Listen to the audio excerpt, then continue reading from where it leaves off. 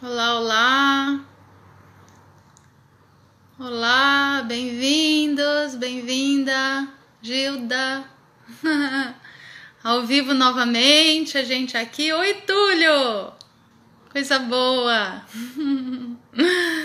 para iniciar aí a nossa última live da série, da nossa série Psicologia Transpessoal, e eu com isso. Bastante gente entrando aí, vamos chegando. Vamos aguardar um pouquinho o Luiz Melo, que vai falar aqui com a gente também. E hoje temos um tema, acho que assim, pra gente estar fechando com essa chave de ouro, essa série, que é o tema Eneagrama da Personalidade. É uma jornada em direção ao melhor de nós mesmos. Oi, Janaína, Bianca. Ah, o Luiz chegou. Peraí, vou chamar o Luiz aqui para dentro. Só um instantinho. Peraí. Então chegou aqui o nosso palestrante, Luiz Melo. Oi, querido. Olá. Tudo bem? Tudo bem, já veio aí com um contexto de Eneagrama por trás, coisa boa, um mapa geral, né? Sim. A Sueli está aqui comigo, ela me ajudou a criar como ela trabalha com design interiores, me ajudou a criar um setting. Um set que deu contexto para nossa live. Claro. O som tá bom? Coisa boa. Oi, não entendi, Luiz. O som está bom? O som tá bom para mim. Tá. Aí tá chegando bem para ti também? Tá chegando bem. É que eu estou usando pela primeira vez aqui o microfone do fonezinho de ouvido, mas eu acho que ele está bem posicionado, então. Aham. Sim, entendi. Não, acho que tá bem, o som tá chegando bem aqui. Na verdade, sim, nós que somos aí da velha guarda, né, do século passado, somos às vezes um pouco inábeis, né, com essa iniciação na tecnologia que estamos vivenciando, né, Luiz? Com certeza. Mas tudo certo. Não somos nativos digitais, né? Já somos imigrantes digitais, né? Sim, mas aí que está talvez a maior riqueza, porque aí a gente vem a poder juntar, né, integrar toda uma história de expertise de uma forma, né, assim, bem presencial, vivencial, e agora então trazendo uma riqueza grande também para a atuação com isso, adaptada ao virtual, né, Luiz? Esse é o desafio da nossa geração. Sim, e estamos se dando bem, né, Luiz? A gente até que estamos atuando aí. Sim. Acho que ainda temos boas contribuições para dar para essa geração que está chegando. Sim. E essa troca é muito linda, né? Essa geração que está chegando também me ajuda demais. Eu digo assim, a gente pede opinião para os universitários, né? E os meus alunos, minhas alunas são, né, muitos deles assistentes também, que me ajudam demais nesse virtual e me ensinam e me passam toda a letra da coisa aí para que dê certo, né? Então é uma troca muito linda e que bom que essa troca é efetiva, né, de benefício para todo mundo. Só pode trazer benefício para todo mundo mesmo. Com certeza. Então, Luiz, quero te dar as boas-vindas aí com a gente, né? Para a gente estar também aqui a partir da nossa casa, do Instituto Atitude, né? Que também é sua casa como nosso docente, e a gente poder estar alcançando tantas e tantas casas sem limitações de distância hoje, né? Perfeito. E dizer assim para o pessoal que está aí nos assistindo, né? Luiz Melo é um parceiro assim antigo da gente, está com a gente aí um pouquinho, quase que desde o início, né? Que a gente começou a atuar com as pós em psicologia transpessoal. E já deu aula com a gente desde o ano de 2005, deu aqui em Floripa, deu lá na Uniluz, onde a gente tinha a turma também, né, Luiz? Foi uma experiência maravilhosa. Uma experiência maravilhosa e hoje, então, trazendo aqui para a gente esse tema do Enneagrama da Personalidade, que é uma ferramenta das mais ricas e completas, né, de estudos das personalidades humanas, né? E mais completas, eu digo assim, no sentido de que ele não só ajuda a aprofundar e a pontuar o funcionamento das personalidades, como também a gente entender o percurso que nós e que os outros, né, fazemos ao longo da nossa vida de desenvolvimento, de evolução e de sair das motivações da inconsciência e irmos para as motivações dos nossos propósitos mais profundos, né? Então, estou muito feliz que a gente feche esse ciclo de lives com esse tema, né? Que inclusive é um tema de grande aplicação para muitas áreas, então, desde a área de saúde psicológica. As empresas hoje usam muito da ferramenta do Enneagrama, né? Na educação, a gente estava conversando outro dia, né, Luiz? Que lindo que é trabalhar com o conhecimento dos tipos de personalidade já na educação também, com essa luz do Enneagrama. Então é isso, estou bem feliz, né, por esse momento. E antes de te passar a palavra, eu queria pedir para quem está nos assistindo algumas coisas, né? Uma delas, eu imagino que aqui tenha pessoas que nunca ouviram falar no Enneagrama, outras que já estão nesse estudo e outras que conhecem um tanto já, né? Já estão há algum tempo nesse caminho. Então, se vocês puderem colocar aí nos comentários, conheço, não conheço, e já estudo faz tempo, para a gente poder ter uma ideia também aqui, né, das pessoas. E a ideia da gente é fazer uma live bem interativa. A gente estava conversando sobre isso, eu com o Luiz, um pouquinho antes, né? No sentido de que o Enneagrama é uma ferramenta tão complexa que, com certeza, nós não vamos esgotar jamais o assunto aqui nessa live, né? Mas a intenção é que, através da interatividade, de perguntas, de respostas, a gente possa acender algumas luzinhas no caminho de cada um e cada uma de vocês que estão aqui, para que possam ampliar, né, esse caminho de conhecimento, de desenvolvimento que vocês estão, ok? Ó, tem várias pessoas dizendo que estão aprendendo aqui com você, Luiz, nos seus grupos. Imagina.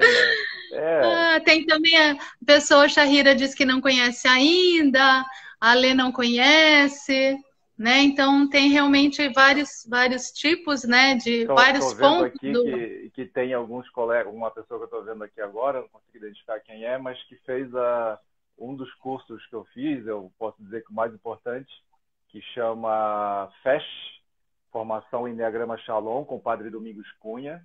E eu vi ali que tem colegas que fizeram a mesma formação que estão aí com a gente, com certeza para ajudar a gente a explorar um pouquinho esse tema tão vasto, né? Sim, e também aproveitando para informar que o Luiz Melo oferece, né, a docência desta disciplina na nossa pós em Psicologia Transpessoal, para que a gente possa aprofundar, realmente dar esse pontapé, né, inicial assim nos estudos, de ter essa mentoria aí também. Como nós estamos aí, essa série de lives e vídeos foram feitos para o lançamento da turma 2020 da nossa pós em Psicologia Transpessoal, que vai iniciar agora nesse mês de maio, vai iniciar dia 24. Então, para quem está aqui agora, hoje, assistindo essa live com a gente, vai ter a oportunidade de ganhar um voucher de 50% de desconto no valor da matrícula, tá, gente? Então, também vocês, por favor, coloquem aí nos comentários quem quer, coloca eu quero. A matrícula ela é R$ 170, então com o voucher vai para 85. Então, quem tem interesse em estar com a gente nessa turma, ó, tem gente dizendo psicologia transpessoal, meu sonho. Então, coloca aí, eu quero o voucher, ok? Depois eu vou colocar também o meu WhatsApp, em que você pode mandar um WhatsApp pedindo voucher para se certificar, né? De ter certeza, porque às vezes acontece algum probleminha tecnológico, eu não consigo salvar aqui o vídeo e aí eu perco quem disse eu quero, né? Mas então anotem também o celular, o WhatsApp para vocês pedirem, ok, gente? Então é isso aí, eu acho que está dado o recado, né? Temos muito a ouvir aí do Luiz, queremos te ouvir, Luiz, e vamos iniciar essa conversa. Então, por onde começamos, Eliana? Olha, Luiz, eu penso que talvez possa falar um pouquinho da origem do Eneagrama, né? Ali, Gurdjieff, né?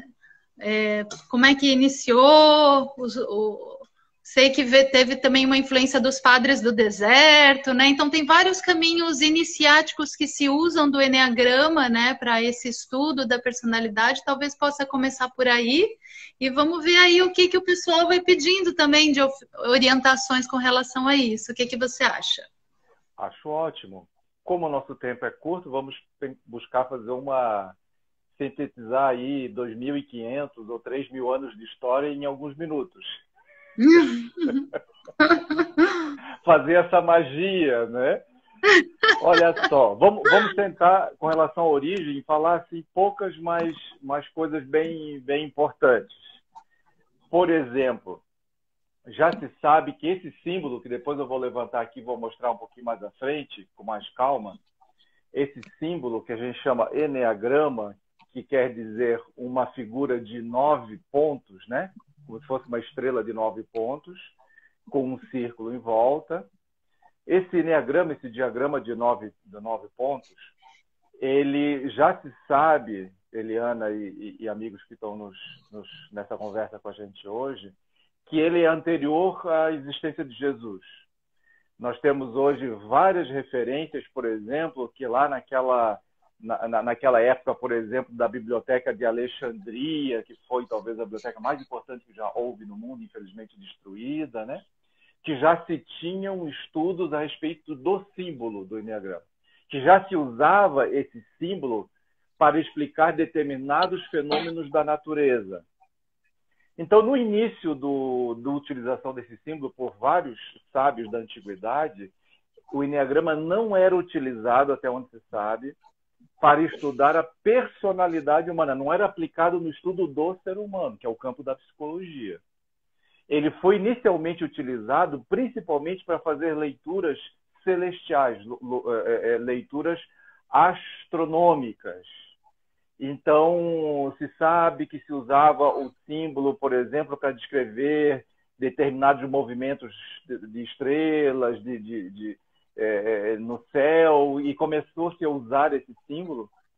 E muitos sábios começaram também a perceber que ele talvez descrevesse 9 grandes arquétipos da existência, tanto da existência cósmica, da existência macrocósmica, quanto também da existência humana. Então, ao longo do tempo, esse estudo foi avançando de uma forma extraordinária, ao ponto de que hoje a gente diz que esse símbolo é um mapa psicoespiritual, um mapa integrativo.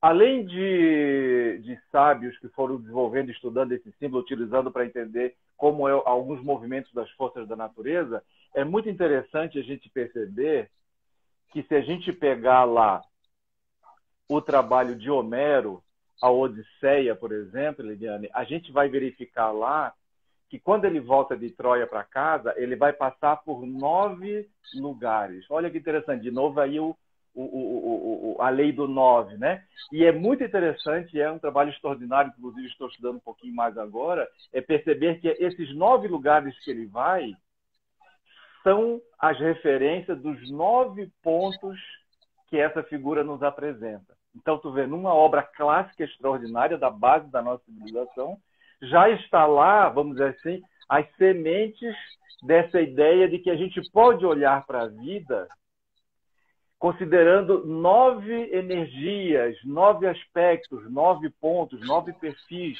9 estações. Aí a gente vai vindo, avançando um pouquinho mais, por exemplo, nós já sabemos, por exemplo, que as ideias que estão no Enneagrama já estavam, por exemplo, em Platão, especialmente em Plotino, também, que é um pós-platônico.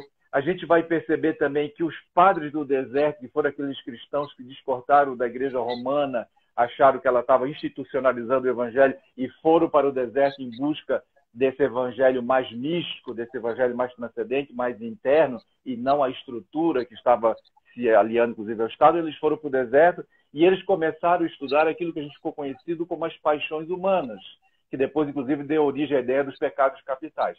A gente vai verificar que hoje tem estudos lindíssimos, inclusive do meu professor Domingos Cunha, um extraordinário professor do Enneagrama, onde que ele mostra, por exemplo, lá de que essas 9 ideias que estão aqui, aplicadas ao ser humano, têm uma correspondência com aquilo que os padres do deserto começaram a explicar, que nós tínhamos um momento de depressão, que nós tínhamos um momento de raiva, que nós tínhamos um momento de medo, que nós tínhamos um momento de carência, que é aquilo que eles começaram a estudar num grande processo de introspecção, de meditação. A gente vai avançando, aí a gente vai vendo vários pontos que o Enneagrama foi se desenvolvendo. Um outro aspecto que eu queria levantar antes que a gente vai concluir essa parte da origem, só para vocês terem uma ideia de como é bonito um trabalho como esse, que recebeu a contribuição de várias culturas. Nós temos aqui a lindíssima cultura árabe, a cultura, especialmente do ramo místico do islamismo, né? que são os sufis, o sufismo, a ideia das ideias sagradas, dos nomes de Deus, que está incorporado nesse estudo, vem lá dos sufistas, dos dervixes rodopiantes, e a gente tem Rumi, né? E aí a gente tem gente da mais alta estirpe dentro da exploração do potencial humano. A gente vai avançando, vamos agora dar um grande avanço até Gurdjieff, que era um sábio grego armênio, aí início do século XX.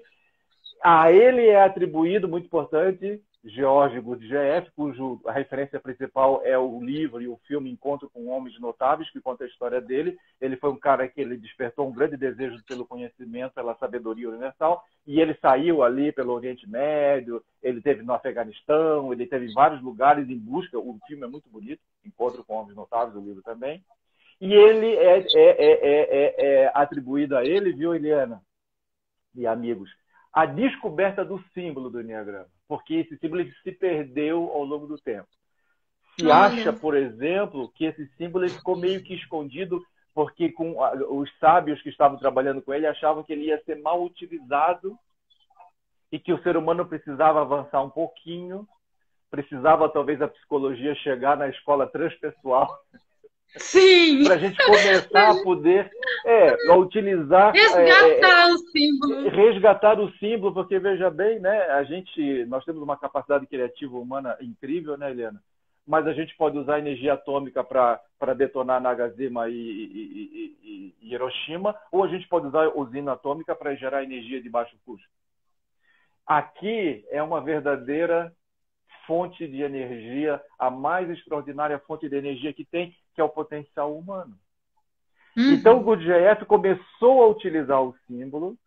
Conta-se que ele utilizava o símbolo porque ele criou uma escola chamada Buscadores da Verdade. Então, ele foi um mestre que também juntava espiritualidade com psicologia, que é a mesma coisa que a psicologia transpessoal faz hoje, resgatando o sagrado do homem, mas não esquecendo o lado humano, o ego, suas sombras, suas máscaras, né?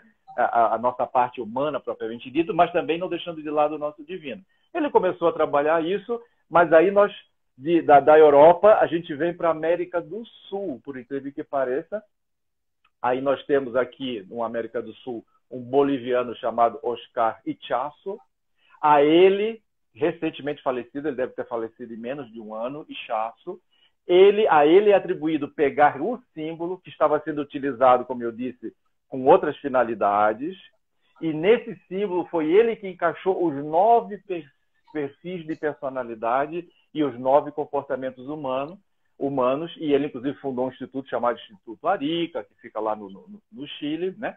E ele começou a desenvolver essa junção, utilizando o símbolo não mais para descrever apenas as forças cósmicas, os movimentos da vida, mas também os nossos movimentos internos e o nosso comportamento. Enfim, então ele fez essa grande síntese que vinha de toda essa tradição e começou a ensinar. Só que ele iniciou uma escola esotérica com S, né?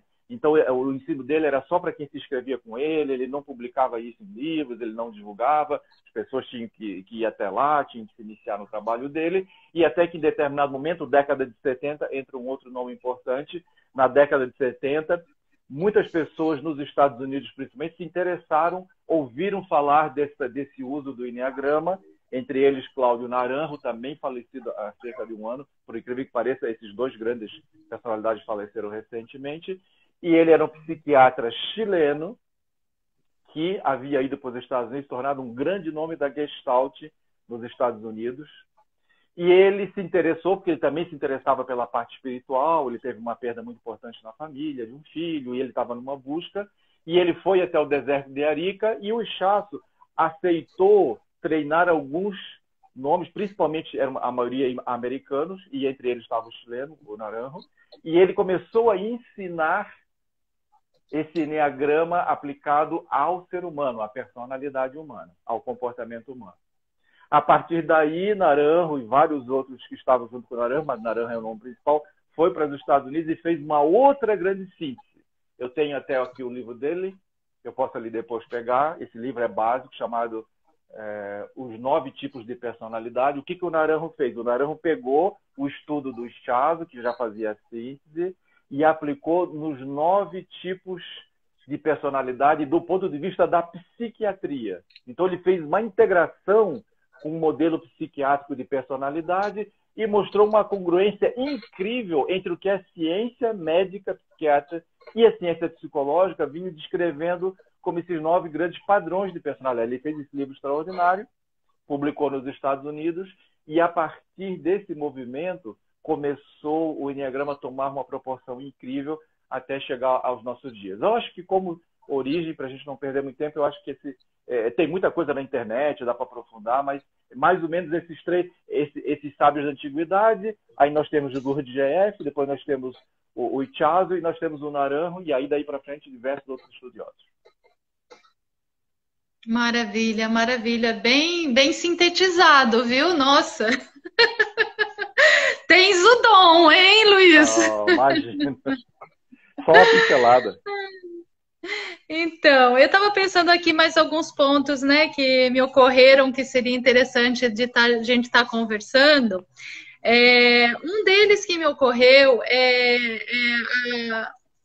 que é bem interessante, né, curioso, de que o padrão de tipo de personalidade que a pessoa vai desenvolver, né, ao longo da vida, esse padrão começa a se formar já na infância, né?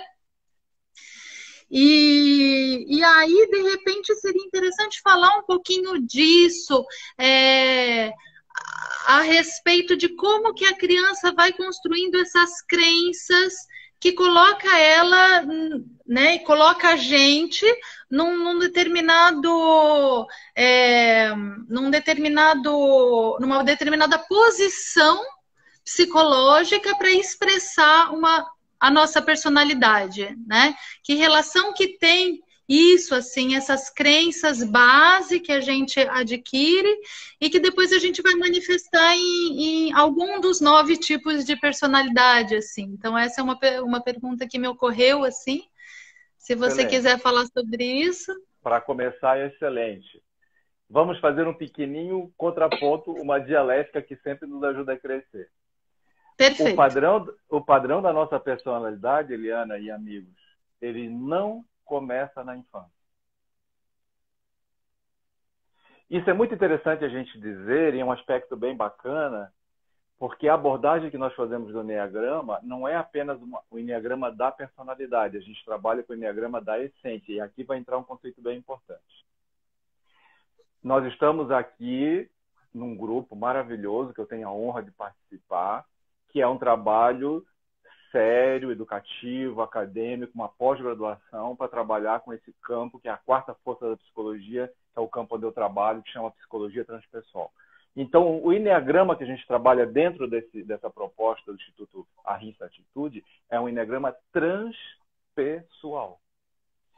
Porque uma coisa que acontece hoje, Eliane, e que para nós causa um pouco de espécie, para essa palavra que não quer dizer muita coisa, para também a gente não cair num lado crítico, é que tem muitas pessoas no nosso país e fora do nosso país que não trabalham com o eneagrama com essa visão transpessoal, trabalha apenas o eneagrama da personalidade. E isso empobrece essa ferramenta. Claro. Porque essa ferramenta ela veio para mostrar o potencial humano na sua plenitude. Tanto que a gente está chamando a nossa live aqui, né, de uma jornada em busca do melhor. E o melhor nosso não é a nossa personalidade, embora ela seja necessária. O melhor nosso é a nossa essência. Claro. E a beleza do eneagrama está quando a gente olha a personalidade para enxergar a essência que deu origem à personalidade. E o símbolo tem essa maravilha. Cada ponto desse demonstra um comportamento do ego, uma estrutura de ego, que a gente vai chamar de personalidade. Tem nomes mais técnicos, né? A gente pode dizer que é o caráter, mas não vem ao caso aqui. Mas a gente vai olhar e ver um olhar transpessoal e ver o que está por trás daquele ego, daquela personalidade, daquela consciência condicionada, daquela consciência aprisionada, daquela consciência diminuída. E essa é a beleza do símbolo. Então, voltando à tua pergunta. Hoje, todos os grandes professores do Eneagrama admitem que a gente só entende a descrição do Eneagrama se nós considerarmos que quando uma criança que nasce, ela já traz uma predisposição. Perfeitamente. Eu tenho uma alegria imensa de ter hoje como grande mestre e professor um padre da Igreja Católica da comunidade Shalom, que é o Padre Domingos, que, na minha opinião, é o professor de Eneagrama, um dos mais importantes do mundo e aquele com quem eu mais aprendi, embora eu também honre muito Urânio Paz, com quem aprendi. Recentemente fiz um curso de Eneagrama de Educação com André Prudente, mas o Domingos, para mim, é a pessoa que mais me despertou para a beleza e a profundidade desse símbolo. Ele é padre católico. E ele também, na última formação, no último módulo que eu tive com ele, ele falou claramente que hoje existe um consenso na comunidade do Eneagrama que a personalidade não é formada somente pelas relações infantis, como a gente vê no campo da psicologia, Freud, todo o caminho da psicologia da personalidade. Que essa criança ela vai sim formar uma personalidade aqui, mas a partir de uma predisposição que ela já tem na sua própria essência, que ela já nasce com esse potencial arquetípico cósmico, vamos dizer assim. Então, uma coisa muito importante que vem aqui, que isso tira muita responsabilidade. Eu sei que a Eliana é mãe de duas lindas meninas, que hoje já são mulheres. Eu sou pai de um casal também maravilhoso. Muitos que estão aqui são pais, né? Ou são filhos. Ou uma coisa ou outra não se pode. Então, tira totalmente, Eliana, o peso das costas dos pais. Porque alguns campos da psicologia, né? Ou a culpa é da mãe, ou a culpa é do pai, ou a culpa dos dois, e não foge disso. Já nessa visão transpessoal que a gente diria do Eneagrama, a gente vai perceber que nós vamos utilizar um conceito aqui interessante, que não dá para aprofundar. A criança, quando nasce, quando ela é gerada ali, papai e mamãe, que vem, espermatozoide, que começa aquele ser a borbulhar, ela já traz uma bagagem universal dela, e universal, que a gente chama de personalidade congênita.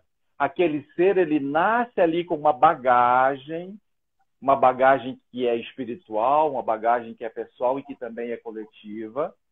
E aí ela vai tomar contato com o corpo, ali na gestação, na barriga da mãe, depois ela vai nascer, aí no começo é ela e a mãe, aí entra o terceiro elemento, que é o pai, aí vem o Édipo, aí vem os irmãozinhos, aí vem a família, aí vem a comunidade, aí vem o país, aí vem a história.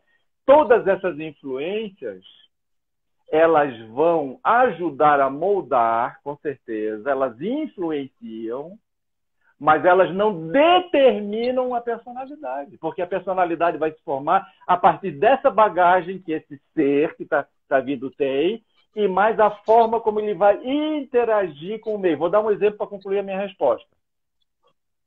Não é o que acontece na história da criança. Vamos dizer que ela teve uma mãe que foi ausente, ou que a gente está achando que a mãe foi ausente por algum motivo. Nasceu logo em seguida uma outra criança, ela engravidou rapidamente, parou de amamentar. Não é exatamente o fato, mas é como a criança, Helena, interpretou aquele fato. Duas crianças diferentes, exatamente a mesma situação, uma vai interpretar de um jeito e vai lidar com essa ferida, vamos dizer assim, com esse trauma emocional de um jeito, e outra vai lidar de outro jeito diferente. Como acontece isso? Só tem uma explicação. A criança ela já nasce com uma bagagem. Então, como que a personalidade vai se formar? Ela vai se formar a partir dessa personalidade congênita, que é uma bagagem que o ser já traz, independente dos pais, de tudo que está acontecendo aqui, mais as experiências infantis, que a gente chama o entorno de apoio, e a maneira como ela está inserida ali também não é por acaso, não existe acaso do universo. Existe uma providência sagrada do universo que coloca cada ser exatamente no seu local correto, para ele desenvolver o seu melhor. Então, para concluir, porque já disse para Helena, ela sabe que eu sou empolgada, ela tem que me cortar. Não, eu não tenho, não, eu não quero, nem quero te cortar, tá rico, a gente tá só se beneficiando. Imagina.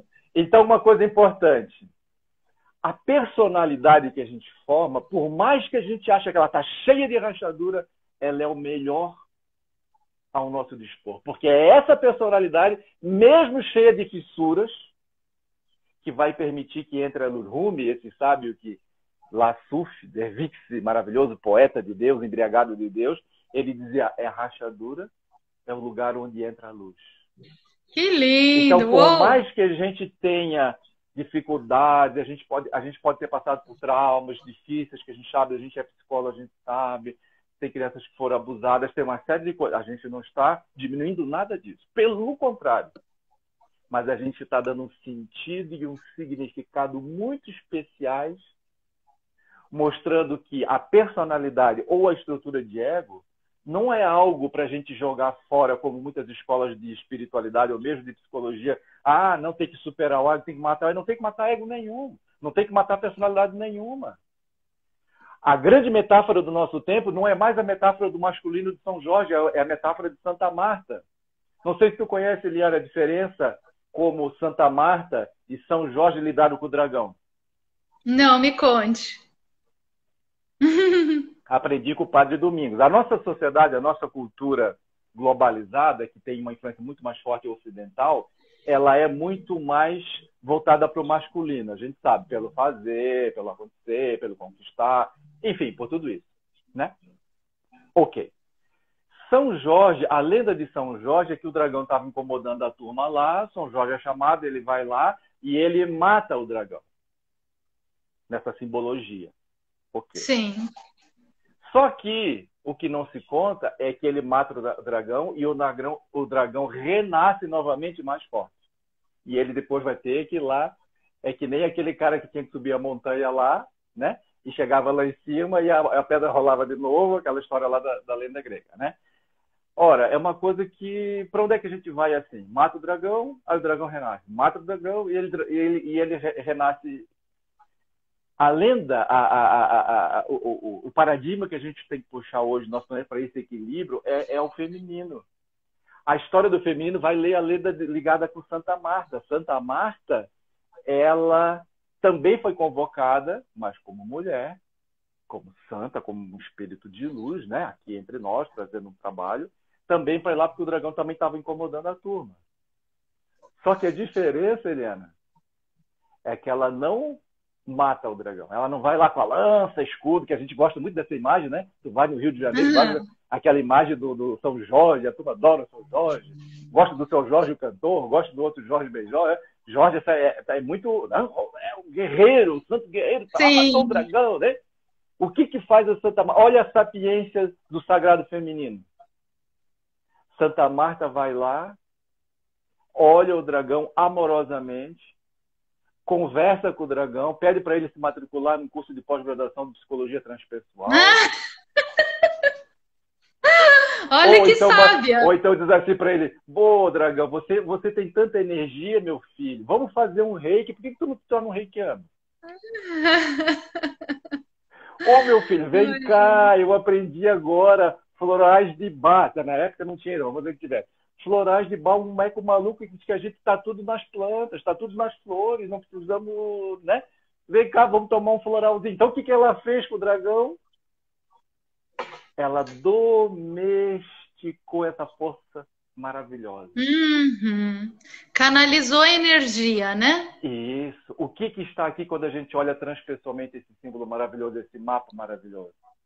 Está esse olhar generoso sobre a nossa história, sobre a nossa vida, sobre a nossa infância, sobre a nossa personalidade, sobre o nosso ego, sobre os nossos pais, sobre o nosso país, sobre a nossa raça, sobre o nosso sexo, tudo. Porque passa a ter sentido que mesmo que tenha um dragão, e às vezes, muitas vezes, o dragão é necessário, que essa força do dragão, que em alguns países, inclusive, não significa sombra, na China significa outra coisa, né? Essa força, ela tem uma força, ela tem uma pulsão, ela tem uma energia, ela tem uma libido, ela tem uma estrutura. E a gente vai ver uma coisa muito linda na história de Santa Marta, para mim concluir. Dizem que o dragão ficou tão feliz que ele foi amado, foi acolhido, foi tratado, foi valorizado. Mas eu sou o dragão, eu solto fogo pelas ventas, mas eu posso. Que dizem, a história é muito linda, o pessoal precisa ler a lenda de Santa Marta, esquecer um pouquinho de São Jorge, com todo respeito, ele também tem a sua função, né? Mas vamos aqui falar da Santa Marta. Dizem que aonde ela ia fazer os trabalhos dela, a caridade dela, as pregações dela, o dragão ia, junto com ela, se tornou um guardião. Então, o grande lance, na minha opinião, do transpessoal, nesse campo transpessoal, usando essa ferramenta como outras maravilhosas que temos, inclusive, no nosso curso, é a gente aprender esse segredo. Nós não estamos aqui para destruir nada. Nós estamos aqui para verificar onde que está distorcido e utilizar essa força. Então, a nossa personalidade, o nosso ego, a nossa estrutura arquetípica, né? Ela é um presente, porque essa estrutura ela protegeu a essência, assim como o dragão depois protegeu Santa Marta. Onde ela ia, ele ia ali. E a turma via Santa Marta. O dragão, mas como é que pode? É a mesma história bonita de Francisco de Assis com o Lobo de Gúbio, é a mesma coisa, né?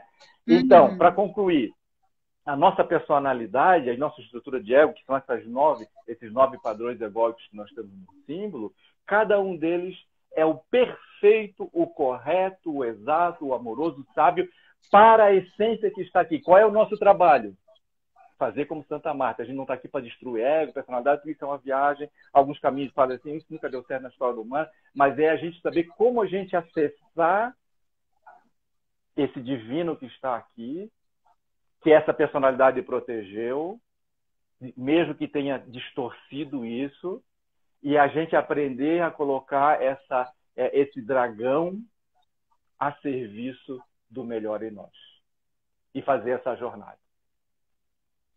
O melhor resumo de Eneagrama que eu já ouvi na minha vida, Luiz. Graças ao Padre Domingos. Bem bacana, bem bacana. E ainda fazer uma homenagem realmente a esse sagrado feminino que tem essa sapiência de integração, né? Exato. Bacana. Legal. Então, teve uma pergunta aqui mais acima, de repente eu vou dar uma lida, né, nessa pergunta. Sim. E deixa eu ver se eu acho ela. Peraí.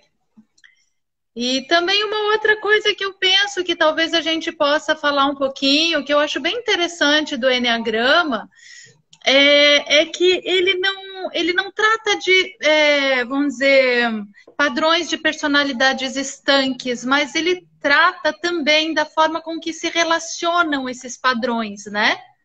E de que forma a gente... E cada padrão de personalidade, ele tem...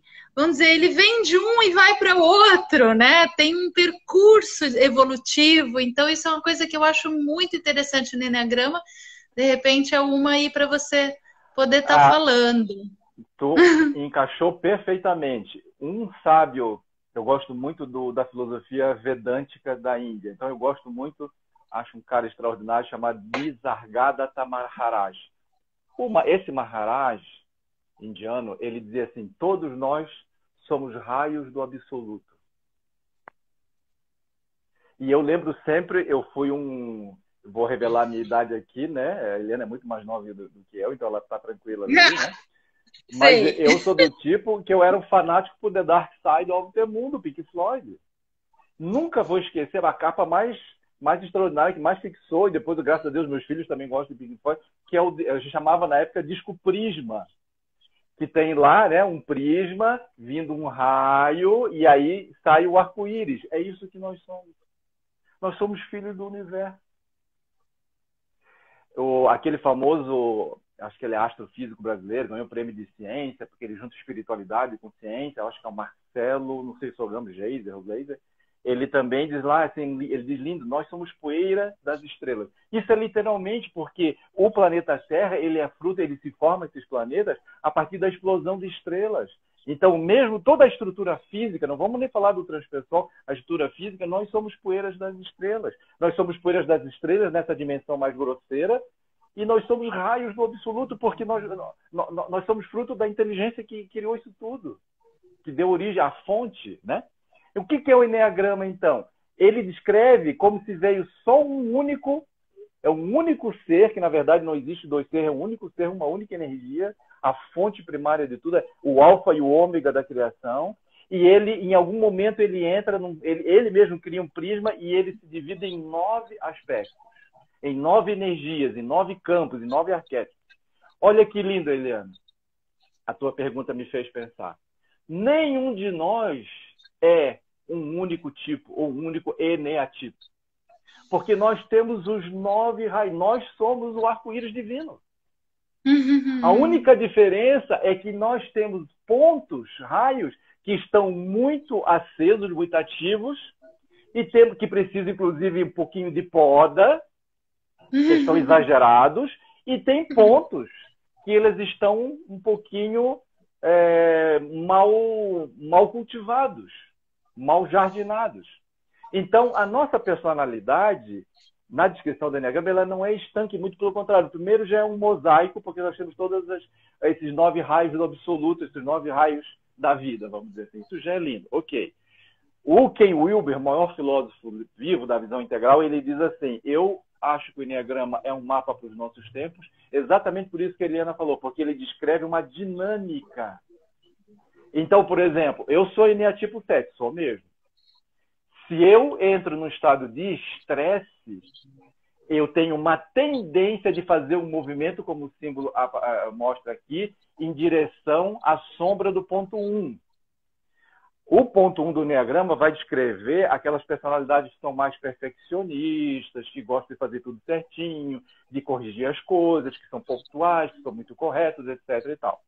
Eu sou 7. O 7, na personalidade, é exatamente o oposto. Problema com disciplina, problema com horário, problema com meio bagunçado, meio maluquete, meio etc. e tal. Mas aí bagunça tudo. Por exemplo, eu tenho muito livro, desorganizo o livro, fica tudo de aquela bagunça. Mas em algum momento eu me estressei. Por exemplo, tive que procurar um livro que eu ia fazer uma live com a Eliana e não achei. Fiquei estressado, puxa, mas isso aqui vai prejudicar meu trabalho. Aí a minha tendência nesse estresse, um exemplo bobo aqui, simples, é que aí eu me torno rígido, aí eu quero organizar tudo tão certinho que eu quero botar livro por livro, aí eu fico nervoso, aí eu quero ser mais...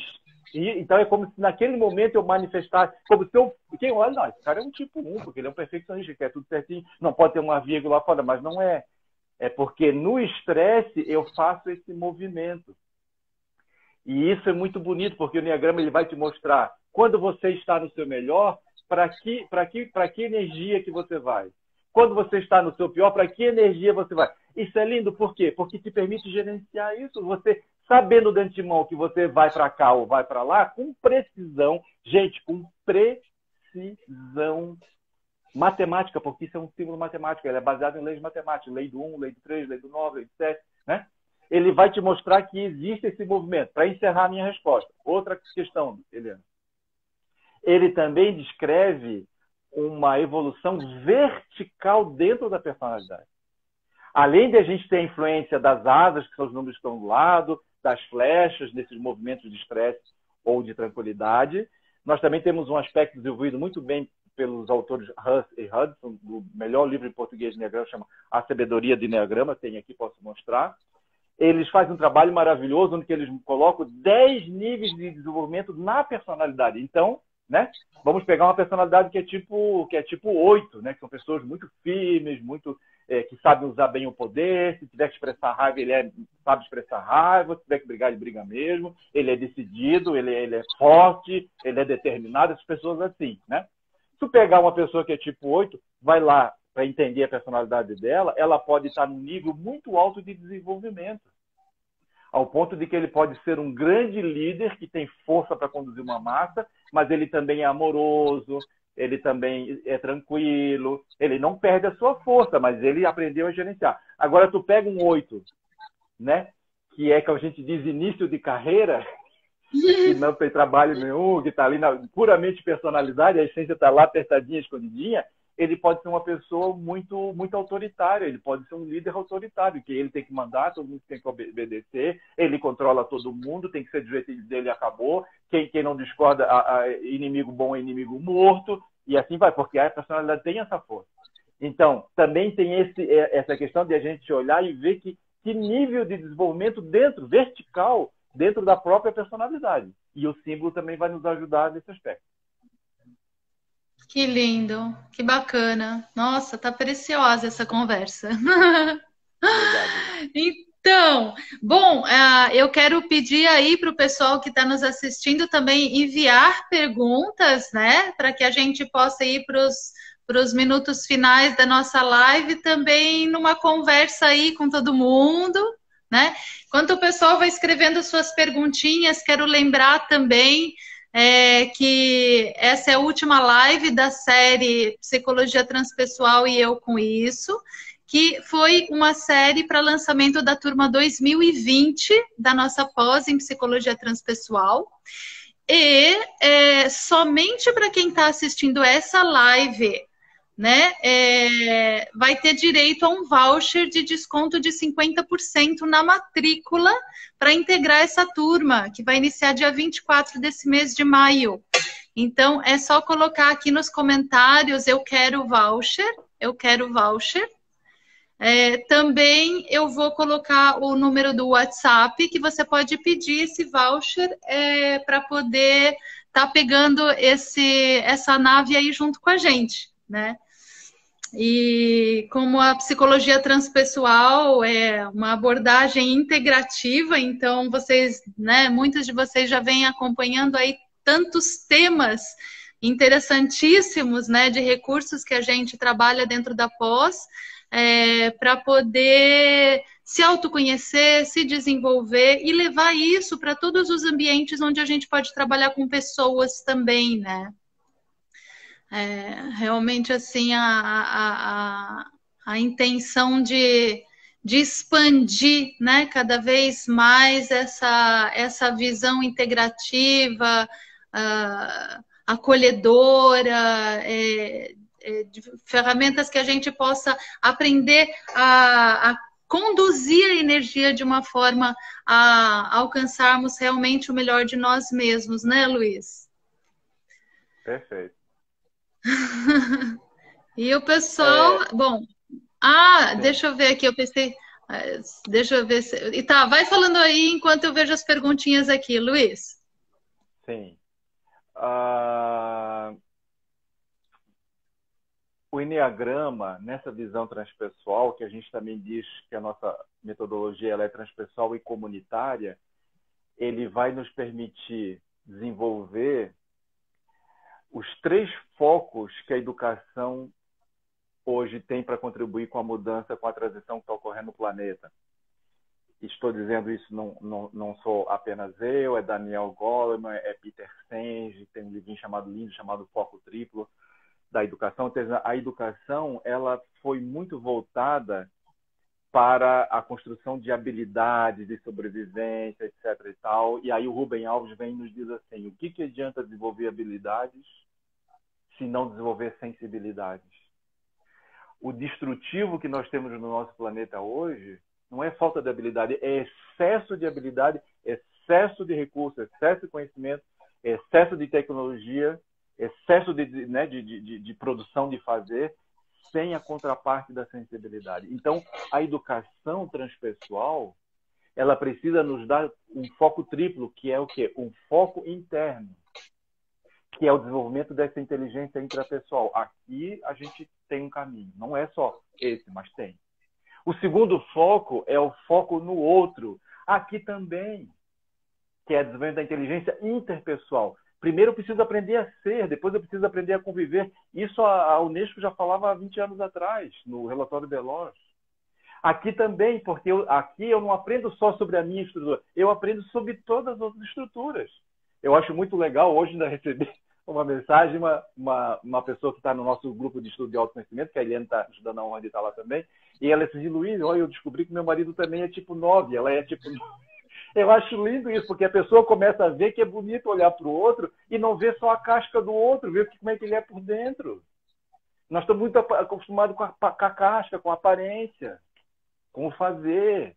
E nós esquecemos o ser. Então, o terceiro foco da educação, dessa educação que vai salvar as nossas almas e salvar o nosso planeta, no bom sentido, na verdade significa evoluir, né? É o foco no entorno, que é o foco na ideia de a gente ver que existem sistemas e nós estamos dentro dos sistemas. É o sistema da família, tem aí a constelação do Berkeley, é o sistema econômico, é o sistema político, é o sistema ecológico. Então, tem 3 focos. Eu preciso olhar para dentro, aprender a ser, eu preciso olhar para o outro, aprender a conviver, e eu preciso olhar para fora, para onde eu estou, para o meu entorno, para aprender a cuidar. Aprender a ser, aprender a conviver, aprender a cuidar. E o Enneagrama, entre outras, e todas as outras disciplinas que a gente tem aqui, né? Estamos falando mais hoje do Enneagrama, ele vai nos ajudar nesse momento em que nós todos temos uma contribuição para dar. Ninguém mais está autorizado a ficar estagnado, porque por que a gente chama Enneagrama transpessoal e comunitário? Porque nós precisamos evoluir coletivamente. A evolução acontece de dentro para fora e de fora para dentro. É uma música linda que diz assim, desculpe a minha desafinação, viver é afinar um instrumento de dentro para fora, de fora para dentro, a toda hora, a todo momento. Então a gente está na hora de afinar o instrumento. Todos nós hoje precisamos ser bons sambistas. E se a Eliane não ficar muito bravo comigo, eu vou terminar a minha participação, que não sei se já está na hora, cantando um samba, que eu vou dizer assim, esse samba, esse cara, que é o João Nogueira, ele conhecia Enneagrama, porque eu vou mostrar para vocês que ele falava do Enneagrama nesse samba. Bacana. Então, Luiz, olha, o pessoal tá vindo com as perguntinhas, né? Mas nós temos só mais uns 2 ou 3 minutinhos, porque se a gente passa do tempo, gente, aí o Instagram não permite que a gente salve o vídeo, sabe? Então a gente quer manter salvo para vocês, né? Mas assim, ó, vou te dar um panoramazinho das perguntas, tá, Luiz? O pessoal tá elogiando demais. Ana Maria perguntou com relação a quando é que os subtipos se manifestam. E Franciele também pediu para falar um pouco sobre como modificar os padrões vivenciados na infância, né?